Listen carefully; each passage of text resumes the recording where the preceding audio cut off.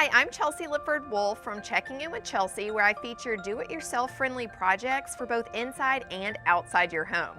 This one is a 2-for-1 project because you get a wall planter that also displays your house number. To get started, cut 3 24-inch pieces from a 1x6 cedar board.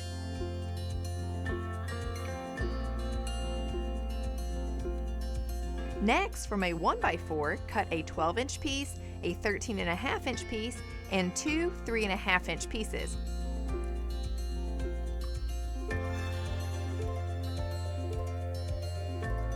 Now use a pocket hole jig and some Titebond 2 water-resistant wood glue to join the 3 pieces of 1x6 along their edges to create your main panel.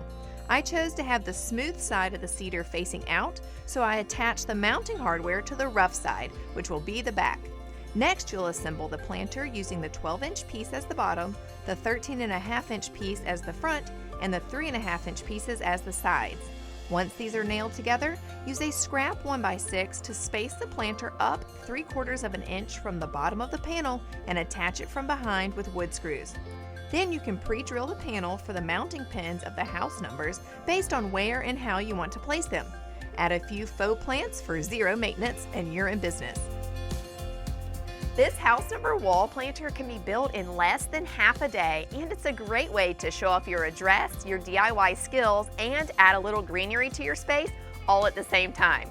Now, I showed you my project. Now it's time for you to share yours on social media with the hashtag Titebond for the win. And you can search with the hashtag to see what others are creating.